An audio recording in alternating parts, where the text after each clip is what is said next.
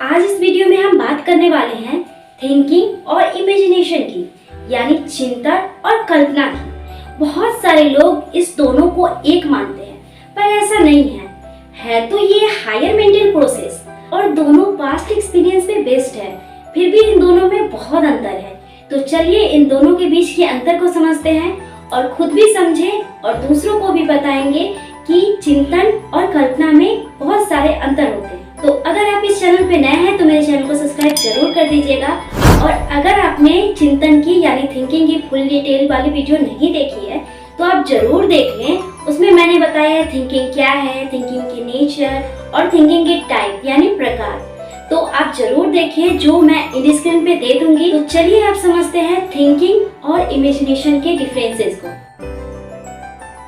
Thinking और imagination का first differences है कि चिंतन लक्ष्य निर्देशित होता है और कल्पना में ऐसा कुछ नहीं होता, क्योंकि कल्पना में कोई भी निश्चित प्रॉब्लम नहीं होता है।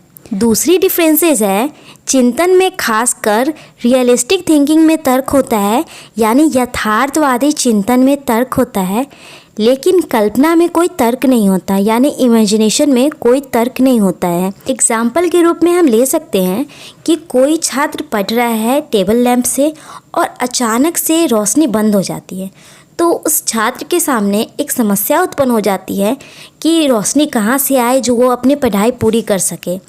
और छात्र अपने मन में सोचता है कहीं फ्यूज़ तो नहीं उड़ गया, लेकिन फिर ये देखता है कि बगल के रूम का तो बल्ब जल रहा है, तो उसने ये सोचा कि शायद लैंप का स्विच ही खराब होगा। तो इस तरह से वो तर्क करते हैं और इससे निष्कर्ष निकालते हैं कि स्विच खराब हो गया हो। यानी इस एग्जाम्पल से हम ये समझ सकते हैं कि चिंतन में क्रमबद्ध यानी सिस्टमेटिक रूप से व्यक्ति तर्क करता है, लेकिन कल्पना में ऐसी कोई बात नहीं होती। कल्पना में कभी एक वस्तु से संबंधित प्रतिमाएं या पूर्व अनुभूतियाँ मन में आती है, तो कभी दूसरे वस्तु से संबंधित प्रतिमाएं या पूर्व अनुभूतियाँ आती है। इसमें कोई क्रमबद्धता यानी सिस्टमेटिक और तर्क सम्मिलित नहीं होता। अब तीसरा डिफरेंसेस है ज़्यादातर चिंतन का संबंध वास्तविकता यानी रियलिटी से होता है, पर कुछ चिंतन का संबंध वास्तविकता से ना होकर काल्पनिक वस्तुओं से भी होता है। जैसे एग्जाम्पल के रूप में ले तो अगर कोई स्टूडेंट है और वो मैथ का प्रॉब्लम सॉल्व कर रहा है और साथ ही साथ ये सोच रहा है कि कल की पार्टी बहुत अच्छी थी, तो वो काल्पनिक और वास्तविक दोनों चिंतन कर रहा है, परंतु ऐसा कभी कम ही होता है और ज़्यादातर चिंतन रियलिटी से होता है। और अगर हम कल्पना की बात करें यानी इमेजिनेशन की बात करें, तो उसका संबंध वास्तविक चीज़ों, वस्तुओं एवं घटना से कम और अवास्तविक चीज़ों या वस्तुओं से अधिक होता है। जैसे एक बच्चा आकाश में काले काले बादल को उड़ते देखकर उसके साथ वह भी उड़ने की बात सोचता है, तो यह काल्पनिक का उदाहरण हुआ, यानी इमेजिनेशन का एग्जाम्पल हुआ। और अब हम चौथे डिफरेंसेस को समझेंगे। चौथा डिफरेंसेस है चिंतन में यानी थिंकिंग में प्रयत्न एवं त्रुटि यानी ट्रायल एंड एरर की प्रक्रिया होती है।